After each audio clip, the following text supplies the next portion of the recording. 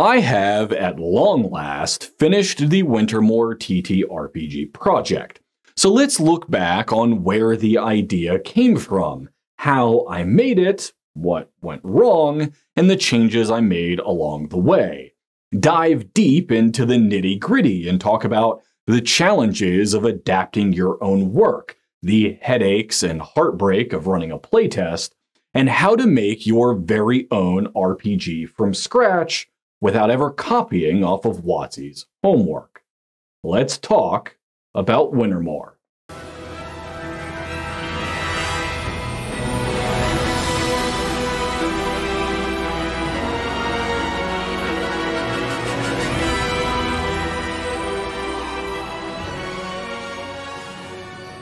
See, I write these books, which you should buy, and in these books there are wizards and they come from a wizarding school. Back when I started on those books, early 2018, if I had to guess, the school only existed as lore, as the place wizards come from, and we were never meant to actually go there. Then one night I'm drifting off to sleep thinking about said school, and I get this idea for a scene in which some students are mopping up the halls at night and some hellhounds burst through the window, Resident Evil style. The kids having to fight them off with buckets and brooms. That idea is actually why there are hellhounds in Thrice Dead Witch, but that's a story for another day. Back to the Postmortem. I was nodding off and thought to myself, this might make for an interesting RPG. Seemed like a perfectly good idea at the time, which I promptly did nothing with for several years. Jump to 2023 and I'm working on a new book in that same world. This book is super depressing, and I wanted to take a break and work on something lighter, something fun. Cue Wintermoore and the idea for an RPG. Now, I've prototyped RPGs before, most notably this mech thing back in like 2015 that never saw the light of day, and that was ages ago. So I thought, sure, why not? It could be a fun, fast project, taking my Magical Academy, low magic Harry Potter thing and turning it into a breezy, rules-light RPG. A quick little diversion before getting back to my book that I would end up spending hundreds of hours on over the next year of my life. Such is the way of things.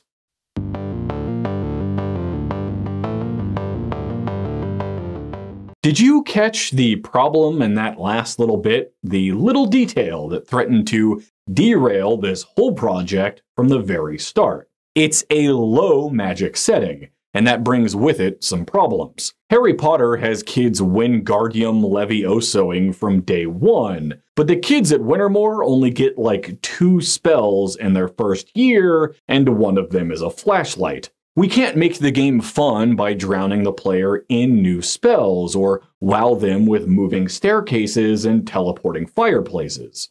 We'll need something more. Thankfully, as we well know by now, the adaptation coin giveth and the adaptation coin taketh. Because there's more to magical schools than magic. There's mystery, the interplay of catching the evil professor in between math class and asking someone to the school dance. Now, I could just change that, give the players a bunch of spells anyway, but I wanted this game to be true to the world I built.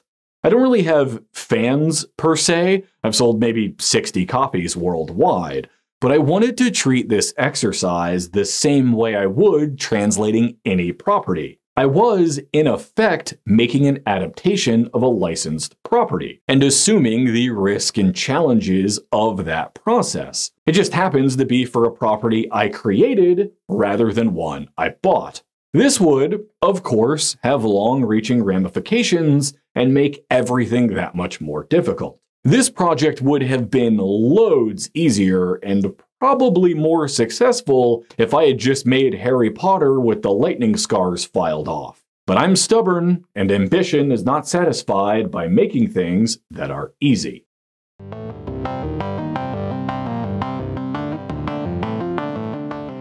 The first major question is about our stats.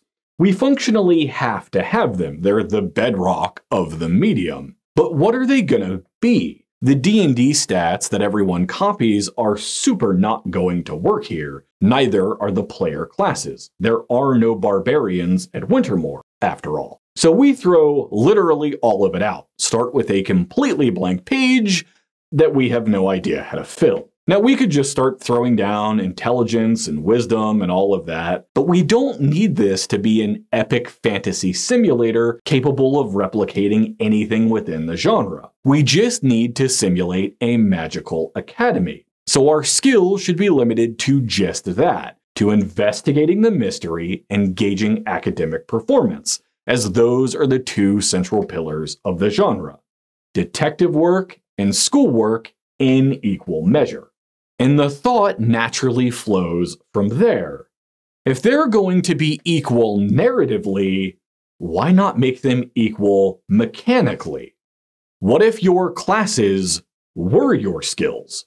Students go to a spells class, so they get a spells skill. They go to a class where they learn about making wands, called engines in this world, so they get an engines skill, and so on down the line. When they're tinkering with some found artifact, they use their artifacts skill. And when they're reading some old fairy tale about the witches and vampires, they use an archaics skill, all in line with the setting and the mysteries they'll be solving. Throw in a health stat, maybe something for physical abilities, and a general investigative skill as a catch-all for when nothing else really fits, and you've got the foundation of a system. And we use these through the time-tested mechanic of skill checks, of rolling a number and adding your stat to get a total that is then compared against a number we have to beat. No sense in reinventing the wheel there. Okay, that gives us skills that match our genre and will work well enough for walking around and interacting with clues as part of the mystery. But how are we going to use them for class performance?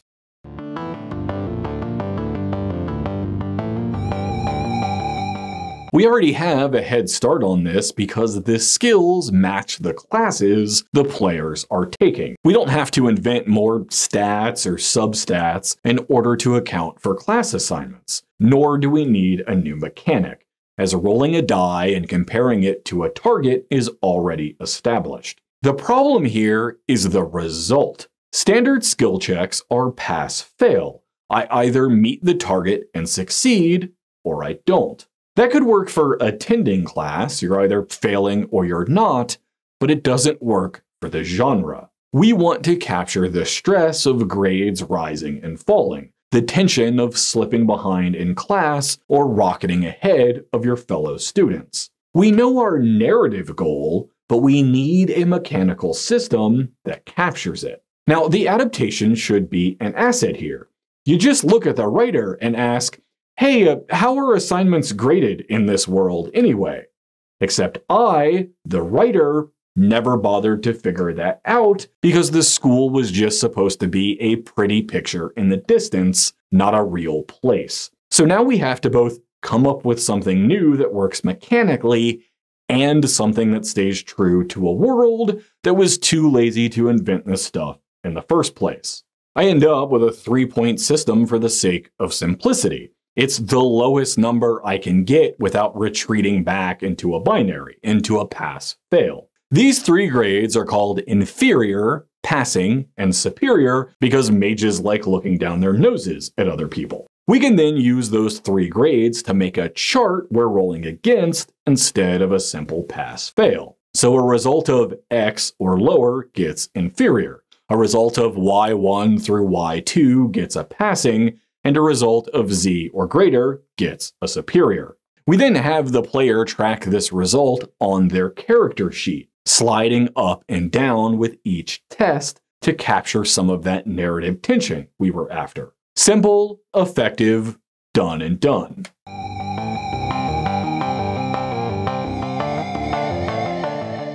These 2 mechanical pillars of having skills that equal classes and of being able to track class performance felt cool. They felt interesting, but they didn't feel like a game. It was missing something, a 3rd mechanical pillar. And we might as well throw in combat. I mean, the idea did stem from students getting attacked by a pack of hellhounds, after all. And fights may not be a huge part of Harry Potter, but they do happen, and X-Men, which is absolutely a magical school story, is almost entirely combat. The question is, how do we do it? I don't want a bunch of added complexity of new mechanics. I want to use the existing mechanics in a clever way, to add depth within the established possibility space, rather than creating the complications that come with expanding it, to build up instead of out. And here's where things stalled for a bit. I spent a few days just kind of circling the drain on this one, unhappy with anything I came up with. Then one night I'm pacing back and forth while making dinner, and it all sort of clicks into place. What's a roll to hit but a skill check anyway? If our skills are our classes, and we use skills to fight monsters, what if we fought monsters with our classes? We use a spells check to attack the Hellhound with our wand, or a ranger check to lure it away with bait, or an archaics check to remember the old fairy tale ways of dealing with dangerous beasts. We can use the same process for everything from lay golems to ghosts, from bandits to evil professors, without ever needing armor class, cumbersome battle mats, or spell slots. And now we have a game, or at least the beginning of one. Skills, classes, combat, with a setting and a central theme tying it all together. Here is where work on the project began in earnest, not just a lone smattering of ideas gathering in the margins, but an actual game. A game in the making.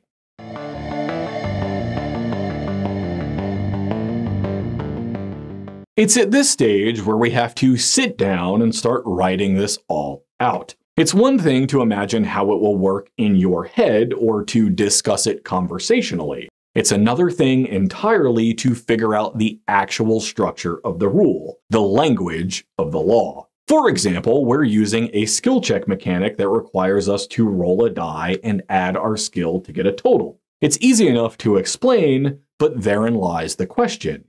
Which die? We got everything from D2s to D100s to choose from, so how do we pick? Like a lot of design, it's part math, part guesswork, and a whole healthy dose of how it feels. D20s felt too swingy to me, D6s too pedestrian. That helped me narrow it down to a D8, a D10, or a D12, but they're all interchangeable. So I go with a D10 for the grand philosophical reason of it has the easiest math. No grand conspiracy, I'm just lazy. A shout out to anydice.com, which I first heard about through the Eldritch Lorecast. It makes mathing this stuff super easy. You just type in what you want and get all the statistics your heart could desire. The trick here is to make sure you're mathing it properly. We're using a 1d10 plus a skill to get a total, so we should map out 1d10, right? No, because we're using 1d10 plus a skill. We're going to generate that skill with another roll of 1d10 during character creation. So the actual roll of a given skill is 2d10, one for the skill and one for the roll. Big difference in the graph. Once we have our dice graph, it's a simple matter of deciding how hard we want the game to be. If we want players succeeding more often than not, we put the DC on the lower end of the curve. And if we want players struggling, we put it on the higher end of the curve, making it harder to reach the result. It really is that simple. You don't need to be a mathematical genius for this stuff.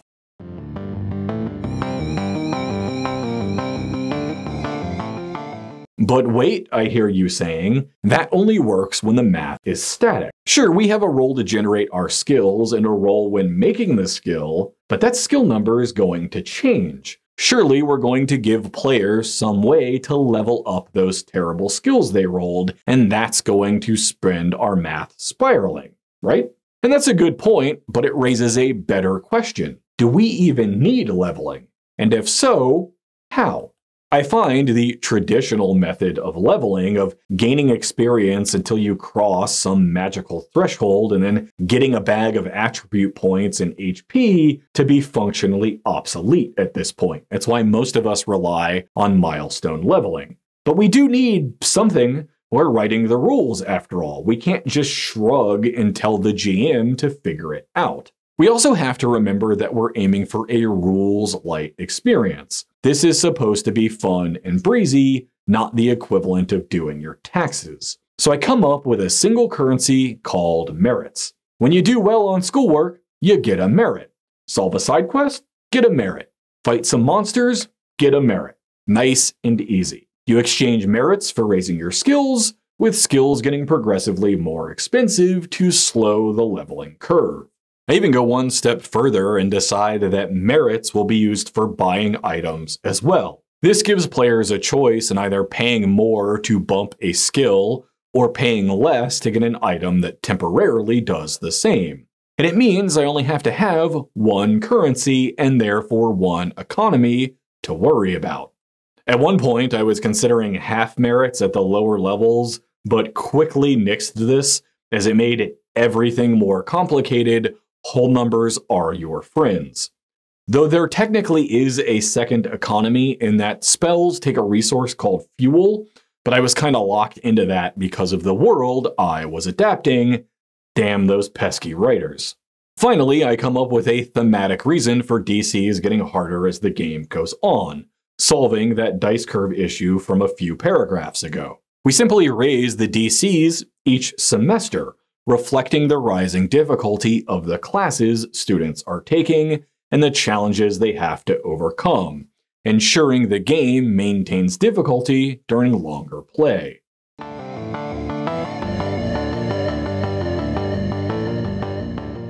Okay, so we got our base mechanics all nailed down. It's time to make some characters, which means we'll need to make the rules that people need to make the characters.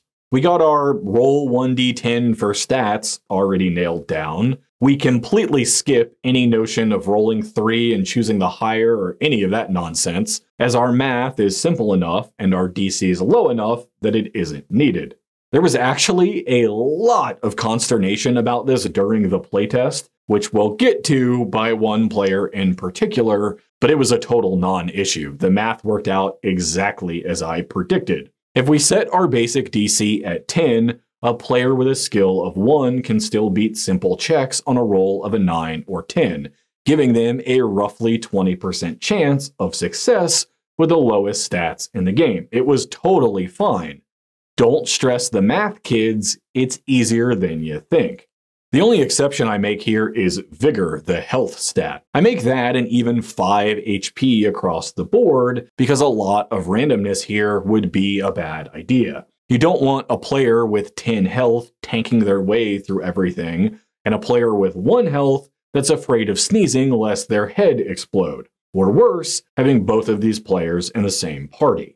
Numbers settled, we have to ask ourselves, what separates two characters aside from the roll of the dice? A class system isn't really going to work here. I mean, I guess we could use like Breakfast Club archetypes, but I wanted something with more narrative variance while being mechanically lighter, to give players a choice of abilities without a full-blown class system. In the end, I came up with a sort of junior life path system, with players choosing their background, tuition, and haul, all of which fit narratively and thematically within the setting.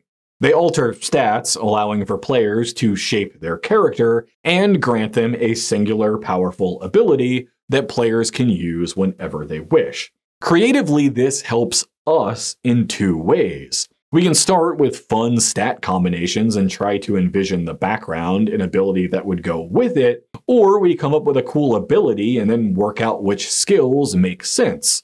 Bi-directional inspiration, if you will.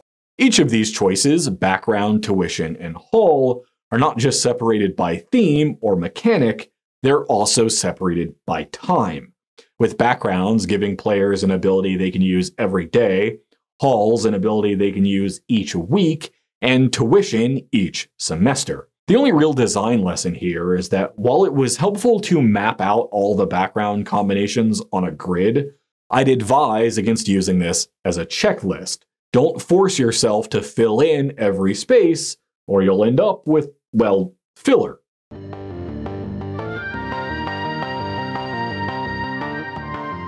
One last thing I want to touch on with that life path system. See, I'm becoming obsessed with the idea of an integrated session zero, of making characters at the table. Even with something relatively light, like say Blades in the Dark, there's this tradition of everyone scurrying away from the table, reading their rulebook on their own, and creating their characters in isolation. Part of this is done for scheduling reasons. We only have so much time to play and want to get right into the fun bits. But it's largely a consequence of the complexity of those games. Trying to get a party of new players through character creation in something like D&D takes all night. So we do it away from one another when we have time and then come together at the table. But that mechanical requirement leads to a narrative problem. We never know who the other players are playing, what their character's deal is, and end up with these awkward scenes where we're trying to figure out what everyone looks like and what class they're playing. This is why I like Wintermoore's character creation. Because the rules are fairly light, they can be explained as they come up, and we learn about each other's characters as we're creating them at the table. It allows not only the player to build their character one piece at a time, it allows the player and GM to start interacting early, easing them into the role-playing. You don't have to come in with this fully formed idea of Captain America. You just have to think about what background ability you want or the stats that go with it. When you choose the military background, the GM can ask, was it your mother or father who served? Officer or enlisted? Army or Navy? It gets the player thinking, it gives the GM an idea of where the player is headed, and it gives all the other players at the table an idea of who they're playing with. This rolls right into narrating how the characters are getting to the magical school. The GM asking questions about the player's parents and what their goodbye is like. And suddenly, you're role-playing. Dice to decisions to drama in a matter of minutes, instead of text to tables to taxes.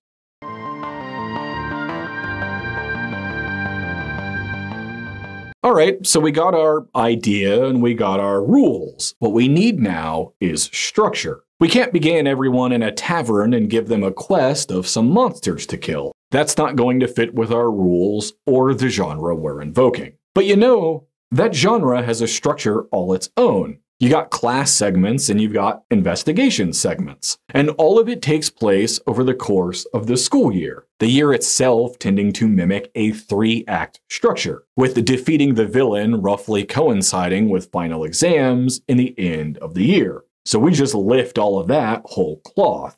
Each day is broken down into class segments in which players will take class tests, leveraging their academic performance and giving them opportunities to talk to their professors or get in a fight with a school bully. Then we have evening segments where they can go to the library or ask questions or generally do the legwork of being a detective. And finally, we have a night segment where they can sneak out past curfew and poke their noses in places they aren't supposed to be. Days feed into weeks, weeks into semesters, punctuated by learning new spells, special events, and exams, helping to build momentum as we approach the end of the year. The closer to the end of the year we get, the bolder the villain becomes, raising the stakes while also leaving behind clues or victims the players can use to aid their investigation. It's all pretty simple and, on paper at least, worked. The game wasn't done by any means, but it was a fully functional prototype that made sense both in my brain and on paper. It passed solo playtesting with flying colors, of me sitting down and rolling the dice to make sure all of the rules sounded logical. Character creation worked, the dice worked, the math seemed simple, the rules intuitive. So at this stage, I send the prototype rules to a friend of mine for feedback. And his impression was something along the lines of, "This seems cool, but I have no idea how this would actually play." This was not unexpected. This friend, while playing and running a lot of TTRPGs, was at this stage mostly limited to D&D and Pathfinder, which were a lot heavier on the rules. He asked if I would run it for his group, and naturally, I agreed. It was time for playtesting.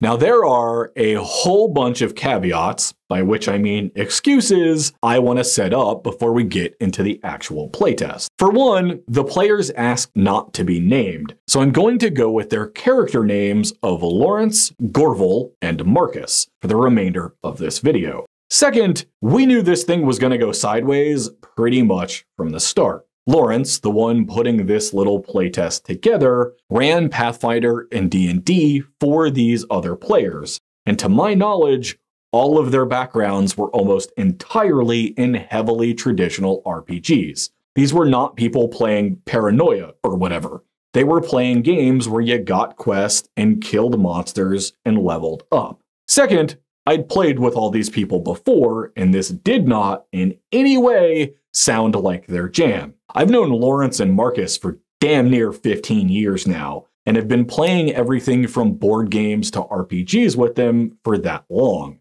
In the board game video, I talked about playtesting a card game at a friend's college. Yeah, that was Lawrence and Marcus. It was their college. They were helping me playtest it. And that mech thing I made back in like 2015, yeah, they helped me playtest that too. Gorval I didn't have as good a handle on. Apparently he and I played together in a Lost Mines of Phandelver adventure that Lawrence ran back in like 2019, but I have very few memories of it aside from throwing fireballs and watching two half-orc barbarians repeatedly get themselves killed by bugbears. What were we talking about? Right, traditional players. So not only are these guys more focused on the leveling up and loot aspects of this medium, they were some min-maxing-ass min-maxers by nature. These aren't just people who played D&D and Pathfinder, these were people who by and large preferred Pathfinder. Nothing against Pathfinder, I like it just fine, but it tells you the kind of people we're dealing with. And the final problem was me. Now, I've run playtests before, so I wasn't really worried about taking this too seriously or being too precious with my fantasy world. No, the problem is that I haven't GM'd all that much. Including playtests and other nonsense, I've GM'd maybe a couple dozen sessions over my life, and I hadn't run in years. So I was, to say the least, a bit rusty. So to recap, we've got players who are not looking for this kind of thing, don't especially care about this genre, and a GM who hadn't run in forever and didn't have that much experience to begin with. It was, in effect, doomed from the very start. So why did I do it? Well, I wanted the data. Even bad data can be useful in a vacuum. And you can't just playtest for optimal groups, you have to test for suboptimal conditions too. Alright, we have our plan. Let's find out how well it survived contact with the enemy.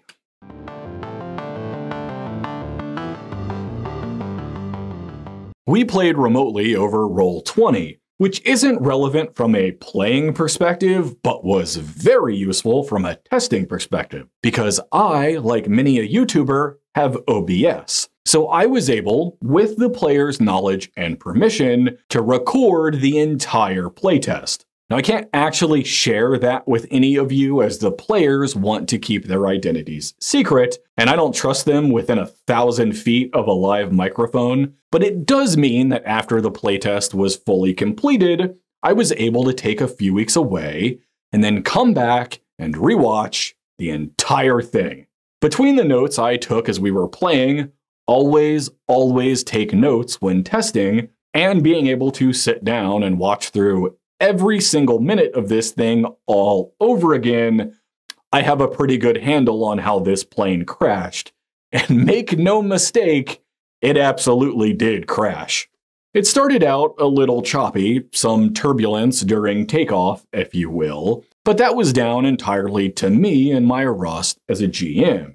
I lingered too long in some moments, I didn't push ahead far enough in others, and I stumbled on the tightrope of letting players have the freedom to do what they want, but still keep things moving. It definitely took us a few sessions to get going smoothly. And once we got the plane in the air, it all just sort of worked, at least mechanically. All the systems worked as intended. The math bore out across several tests, even if the players were skittish about it. We were maintaining altitude. The rolling dice and playing characters bit was smooth sailing. It's the mystery where everything started to fall apart.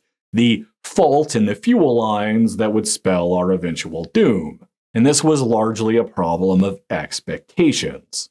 This is why, integrated Session 0 or not, those Session 0 conversations are important. The players got the brief of, hey, this is a low magic Harry Potter thing where you need to solve a mystery and catch the bad guy. I told them up front that they needed to solve the thing for real, that the game wouldn't do it for them, that they should take notes and all the rest, but they didn't believe me. Now you could put some of that blame on them, and believe me, I do, but there's just as much failure on me for not making it clear, because while I was relying on the genre conventions of the Magical Academy mystery, they were relying on the conventions of D&D. See, when we talk about mysteries in an RPG, there's this sort of reverse 3-card Monty going on. If we give the players 3 doors and there's only a clue behind one of them, we have to make sure they pick the right door or everything stops. So we move the clue to make sure it's always behind whatever door they pick. Instead of moving the cards around to hide the ball, we as the GM are actually moving the cards around so that they find the ball. This is the assumption that the players were going in with, that if they just clicked on enough NPCs or picked up enough random items or opened enough books, I would give them the next part of the adventure. They were expecting to put a key into a lock and get a reward, not navigate a maze of hidden information. They didn't see the professors they were interacting with or the libraries they were researching in as real people and real places. They saw them as kiosks holding tickets for the next part of the ride. And when that kiosk didn't spit out the answer they were looking for, they got frustrated and walked away. Meanwhile, I, as the GM, was just as frustrated. I was trying to put a compelling mystery full of nuanced characters in front of them, only for them to walk up, take a few cursory attempts at a thing, and then just wander off. There was clearly a misalignment out of what the GM and the players were looking for, and we could all feel it.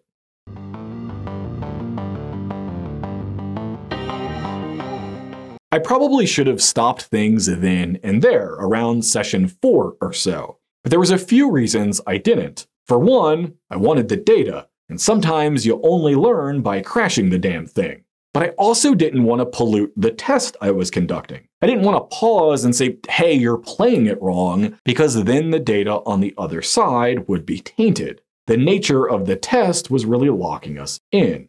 At the end of Session 4, I contacted each player individually with a little survey. Hey, how do you think it's going? Would you object to stopping? Etc. I was trying to give them an off-ramp, but these are my friends, so they opted to keep playing even though we were all struggling. And there, too, is a lesson. Even though this was a playtest with people who had given me honest feedback in the past, they did still care about my feelings to some degree, and that does alter things.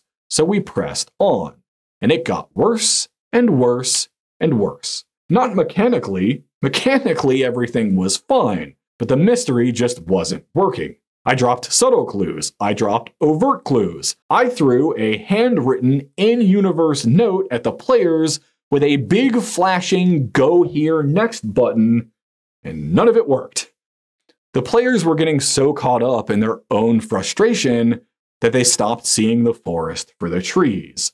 They lost all of their confidence and were doing the role-playing equivalent of fidgeting because they didn't know what to do next. And I was getting frustrated because I felt like they weren't taking it seriously, that if they bothered to take notes and engage with the world, they'd get back on track. There were so many times when they'd hook onto something and to realize it was a clue and have a whole discussion about how they needed to follow up on it later, and then just didn't.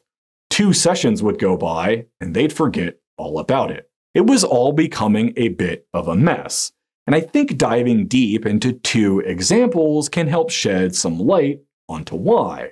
One of those was the player's fault, and one of them was mine. I mean, it's all my fault because I'm running the damn thing, but you get the idea.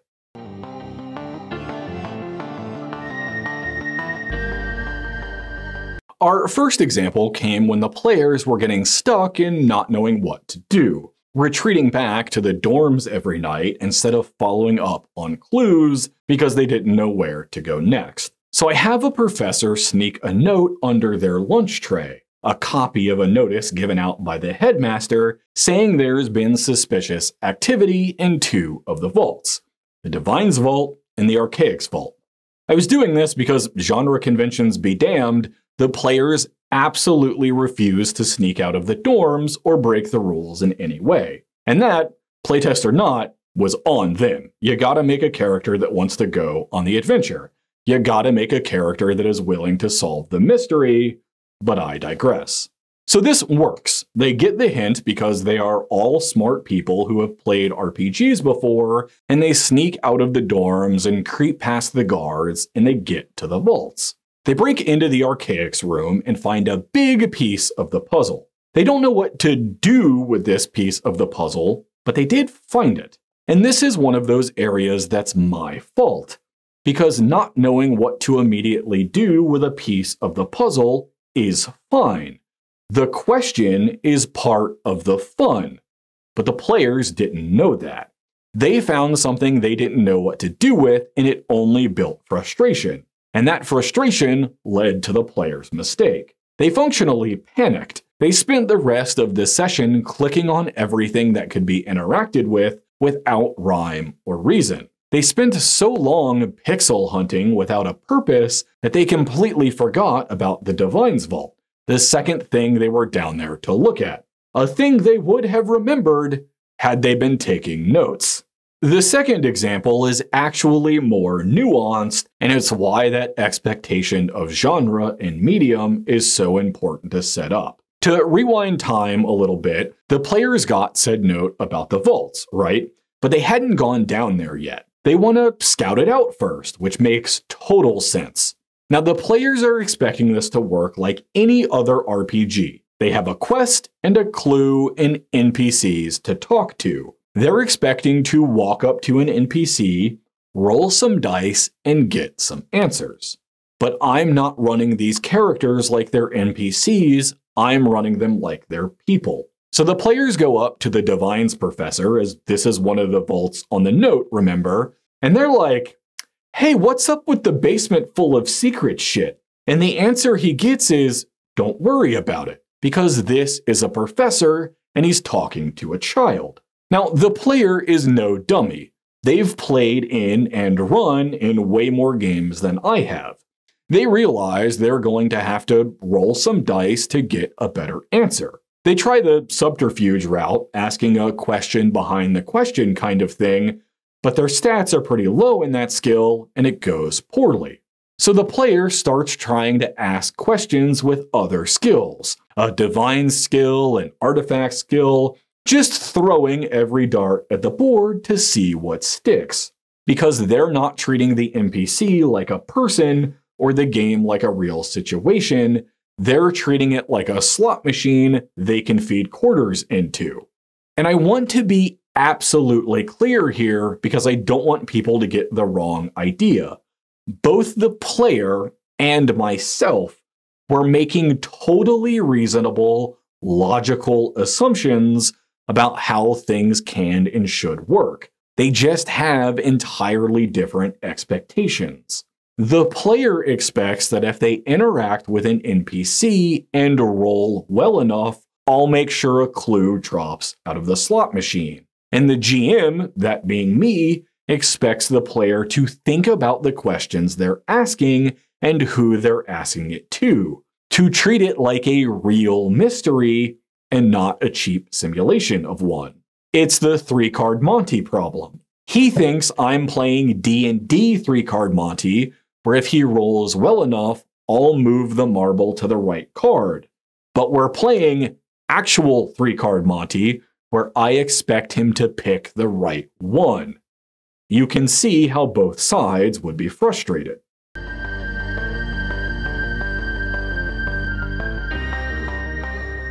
The plane finally crashed in session 7. We were approaching midterms, roughly halfway through the adventure. The players didn't know what to do or where to go, and I, as the GM, felt like I had dropped every kind of clue without outright telling them where to go or what to do next. Play completely stopped, and we had a long conversation about all of the frustrations that had been building up for 7 sessions now. The conversation took the entire night, and was, in many ways, the conversation I wanted to have since sending out the survey in session 4. It was a really good, respectful, and productive conversation, even if parts of it made me want to choke someone. There was this incredible moment. I wish I could play you the audio, but I want to protect the player's anonymity. See, Lawrence, the person who put the whole thing together, used the sneaking out into the vaults bit from session 6 as a clear-cut case of his frustrations. To him, it was the least fun bit of the whole experience. And it was made immediately clear there was a problem of expectations, because to me, session 6 was the best session we had. It felt like the only time we were actually playing the game I made.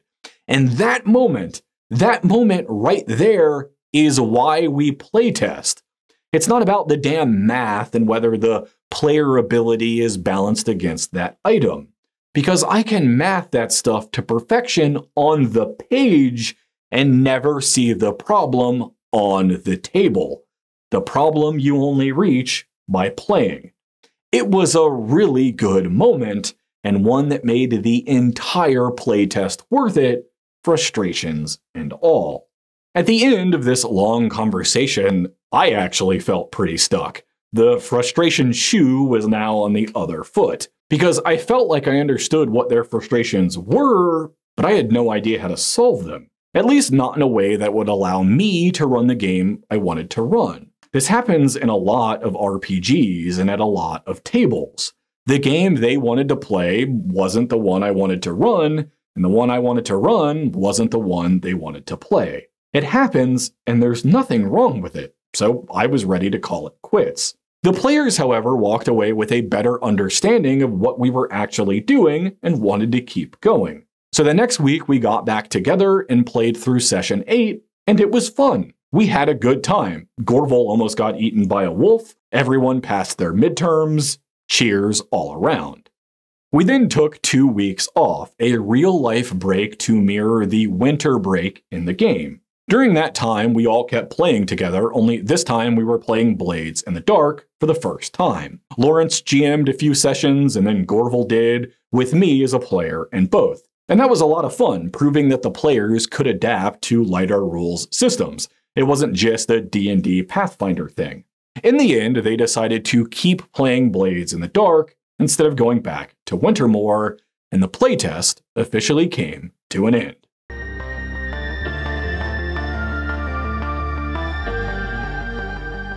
The plane may have been obliterated, but at least we all walked away from the crash intact, able to continue playing together regardless of what game it was, and that's an important lesson too. I think it's tempting to call this playtest a failure. After all, the players didn't want to come back for the second semester. But I don't think that's fair to the players or the test. I got a lot of good data out of this thing. 100 little things too exhaustive to detail here. For starters, I worked off a lot of the rust I had as a GM. And second, I got a way better handle on both how to explain this game to other people and of how to write adventures for it, or of how to actually run it. And while this may not have been the right table for this game, or at the very least expectations weren't set up correctly for this table, the game did work. The thing functions. That bird flew, even if it only flew long enough for us to all jump out of it. Mechanically, mathematically, even structurally, it was sound. The important lesson here is to remember, right group or not, to not use the players as an excuse for the things that are wrong with the game. That's a powerful temptation and one we want to avoid. Was this the right group for this game? Probably not, but that doesn't excuse my faults as a GM or not better setting expectations of the game we were playing. Right table or not, all of these players were intelligent, respectful people who put in a lot of effort. Thanks to that effort, I was able to get a fundamentally better understanding of the game I made. I basically rewrote the language of the rulebook after every session, even if I didn't tweak any of the rules, because I could better articulate the thing I made. That's super valuable, even if we never got to roll credits on the mystery being told. Alright, so we've combed over the wreckage, we've learned our lessons. What do we change? I only made 2 tweaks to the rules during the actual running of the playtest. The first was to make it so you only heal 1 vigor each week instead of each day, as the game just isn't damage or combat heavy enough to require that much healing. The second change I made was to actually give monsters a damage stat. Initially, I just put that every monster would do 1 damage to keep things simple, but that was kind of boring. So I gave them a damage stat, nothing crazy. The biggest change came when reviewing the footage.